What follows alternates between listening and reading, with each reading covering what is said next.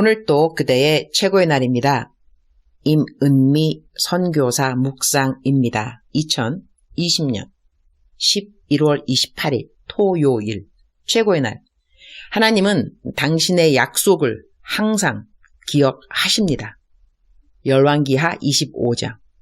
어제는 가정예배를 드리려고 하는데 남편이 성경 말씀 펴기 전에 남편 스마트폰으로 무슨 뉴스를 보라고 보여준다. CBN 뉴스였고 인터뷰를 받은 사람은 제이 워커라는 사람이었다. 미국에 코로나 백신이 나왔는데 그 백신에 대한 인터뷰였다. 백신을 만들었고 이 백신을 투약하는데 사용하는 것이 칩이 되는 가능성에 대한 이야기였다. 제이 워커는 말하기를 이 칩으로 사람의 정보를 알아내는 것이 아니라 백신 용량이 얼마나 투여되는지 그 번호만 넣는다고 한다. 그 번호는 바코드로 한다는 이야기였다. 남편이 그 뉴스를 보여주면서 우리가 이전에 보았던 종말에 대한 휴거 같은 영화에서 본 칩 이야기들이 이제는 현실로 다가온 시대에 우리가 살고 있다고 한다. 그러면서 어제 우리가 한 가정예배 말씀은 창세기의 소돔과 고모라에 대한 이야기였다. 얼마나 사람들이 악했는가. 하나님이 왜 그들을 심판할 수밖에 없었는가. 그러나 그 가운데 롯이 살아남은 것은 아브라함의 기도였다고 하는 것. 요즘 시대야말로 중보기도가 얼마나 중요한지에 대한 설교가 남편의 어제 가정예배 설교였다. 우리는 가정예배 때 항상 감사 제목과 기도 제목을 함께 나누는데 어제 나는 감사 제목 중 하나로 하나님이 11월 달에도 1억이 넘는 헌금으로 사역을 할 수 있도록 해주신 거였다. 나는 매일 들어오는 헌금의 후원자들을 일일이 다 손으로 기록하고 그리고 매일같이 들어오는 헌금의 합계를 기록하는데 어제까지 들어온 헌금은 거의 1억 1천만 원 가량이었고 내가 사용한 사역비는 1억 4천만 원 가량이었다. 그러면 들어온 헌금보다 사역비가 더 많이 나갔다 싶지만 지난달 헌금 중에 남은 금액이 약 5천만 원이 있었다. 내가 이번 달 혹시라도 식량 후원비가 모자랄까봐 들어온 헌금 전체를 다 사용하지 않았는데 아니나 다를까 이번 달 사용한 금액이 이번 달에 들어온 금액보다 모자랐지만 지난달에 남은 금액으로 채워졌으니 하나님은 참 정확하신 분이라는 생각을 매달 후원금 계산할 때마다 깨닫게 된다. 나를 보낸 파송교회에서 후원받는 헌금이 아니라 4,000명 가량의 개인 후원자들로부터 받은 헌금이 매달 1억이 넘는다는 것은 선교사들 모두가 입을 모아 동의할 것 같다. 정말로 대단한 일이라고 말이다. 하나님이 하시는 일이라는 것을 너무나 자연스럽게 알 수밖에 없는 것이다. 이번 달에는 사실 큰 헌금이 들어오지 않았다. 100만 원 헌금이 거의 매일 들어왔던 지난달에 비해서 이번 달에는 100만 원 헌금도 그렇게 많지 않았는데 1만 원 헌금해 주신 분들이 많이 늘었다. 그래서 1억이 넘는 헌금이 들어오게 된 것이다. 이렇게 사용된 사역비 외에도 나는 개인적인 후원을 그 어느 달보다 많이 했다. 개인적 후원은 5,000원 후원 계좌랑 상관없이 내가 받아놓은 헌금과 강사비인데 내 인생에 가장 많은 액수로 사람들을 도와준 달이 바로 이번 11월 달인 것 같다. 그거에 다 나는 남편에게는 간증한다.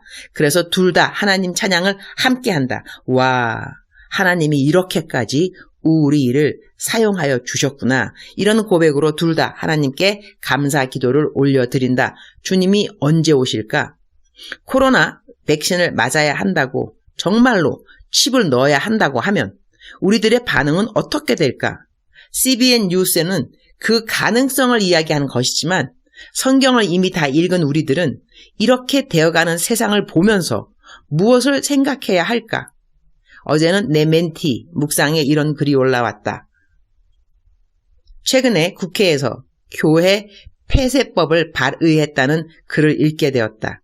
계속해서 국회는 수많은 법들, 기가 막히고 말도 안 되는 법들을 만들어서 쏟아내고 있는데 각 법들에 대한 조항들이 너무 세세하고 많아서 일일이 다 읽어보기도 어려운 정도로 많다고 하던데 이런 말도 안 되는 법들이 버젓이 국회에서 거론되고 있다는 것을 보니 또 교회 탄압을 아예 본격적으로 시작하려고 하는 것을 보니 주님 오실 날이 점점 더 가까이 다가오고 있음을 알 수 있다. 교회 폐쇄법만 들어도 한숨이 푹 내쉬어지는데 앞으로 하나님을 믿는 것에 목숨을 걸어야 할지도 모르는 그런 때가 올 텐데 이제 믿음을 지키느냐 믿음을 버리느냐로 두 갈래로 크리스찬들은 나누어질 것이다.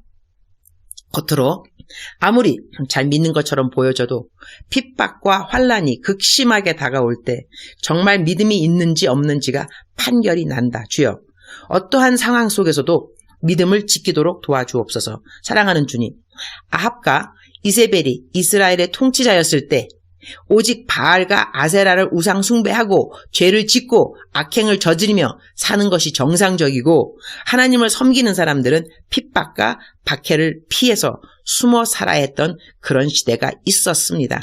그런 영적으로 극심하게 어두웠던 시대에도 바알에게 절하지 않은 하나님의 사람들을 하나님께서는 숨기시고 지켜주셨습니다. 주님, 세상에 살지만 세상에 속하지 않게 하시고 세상을 이기고 주님 오실 날을 날마다 고대하며 기다리는 제가 되길 기도합니다. 어제 내 멘티 중 하나의 묵상과 남편이 한 이야기가 맞물리길래 내 묵상에 옮겨보았다. 열왕기하 25장 7절.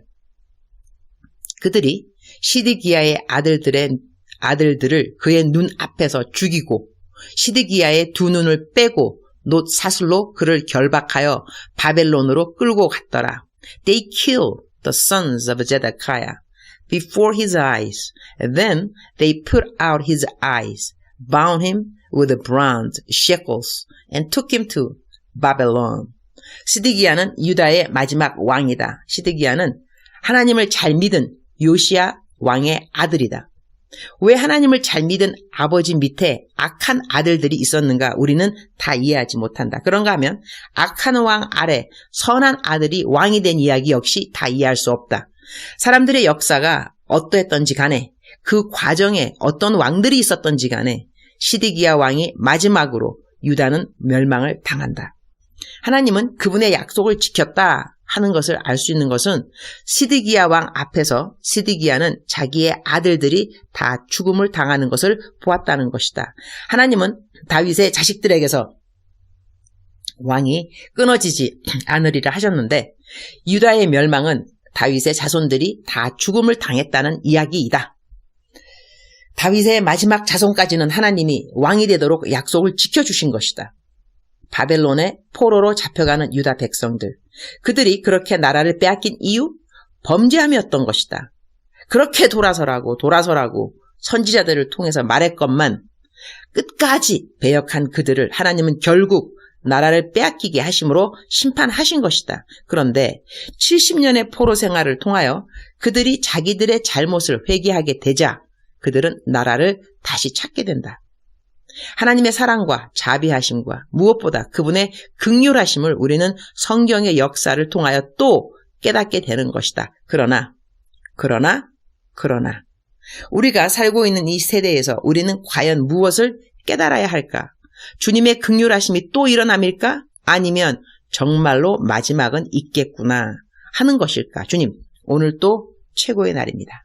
세상은 더더욱 악해질 것입니다. 요한계시록 말세에는 거룩한 자는 더 거룩하여질 것이고 불의한 자는 더 불의하여진다고 했습니다. 나는 어떤 반열에서 주님을 기다려야 할까요?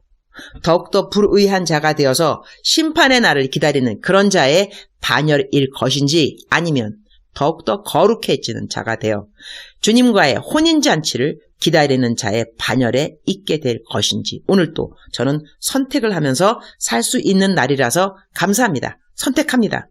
더 거룩하고 더 경건한 자가 되어서 신랑 대신 주님을 맞이할 아름답고 정결한 신부가 되기를.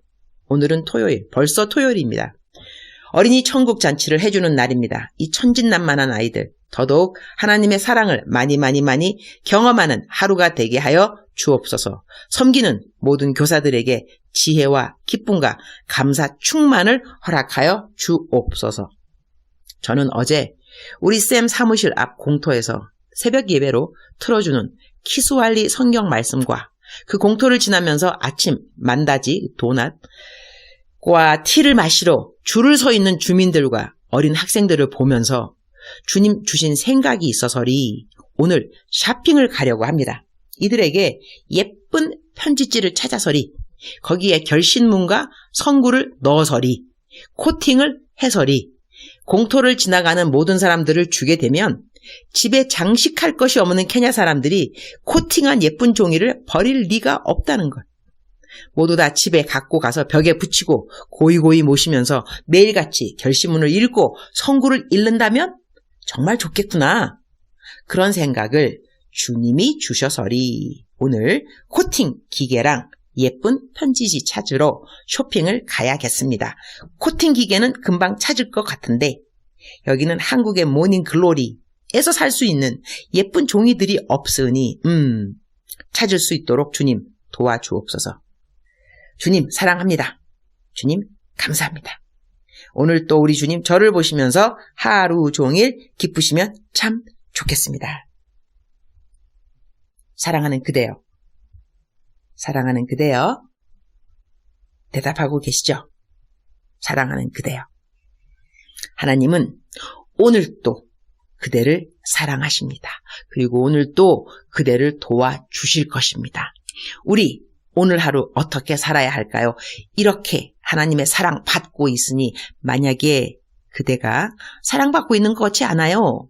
이런 생각이 든다면 지금 빨리 기도하셔야 됩니다. 주님, 사랑받는 것 같지 않은데 사랑받고 있는 것이 사실이니 진리가 너희를 자유케 하리라. 하나님이 나를 사랑한다는 것을 믿도록 도와주옵소서. 때때로 느끼지 못한다 할지라도 믿도록 도와주옵소서. 믿음은 감정보다 더 중요한 거 알고 계시죠? 하나님은 그대를 사랑하십니다. 성경에 쓰여 있습니다. 사랑하는 그대여. 사랑하는 그대여. 하나님은 약속을 지키십니다. 그분이 하신 커다란 약속 중 한 가지, 다시 오신다는 것이죠. 마라나타, 다시 오신다고 말씀하셨습니다. 다시 오실 것입니다. 이러한 주님을 우리 기다려야 되고 기대해야 되니까 어떠한 마음과 어떠한 태도, 어떠한 언어로 우리 예수님의 재림을 기대하고 기다려야 하는지 그대 알고 계시죠? 답을 모르는 건 아니니까, 그죠? 사랑하는 그대여. 사랑하는 그대여. 사랑하는 그대여. 하나님이 오늘 또 그대를 도와주십니다. 오늘 또 멋지게 감사하고 이웃 사람들 사랑하기에 힘쓰고 사랑 잘 안 되면 대적기도 하시는 거 알고 계시죠? 대적기도 하시고 하여튼 할 수 있는 최선을 다해서 오늘 또 하나님을 기쁘게 하는 그대가 되기를 축복합니다. 사랑합니다. 축복합니다. 오늘 또 그대의 최고의 날입니다.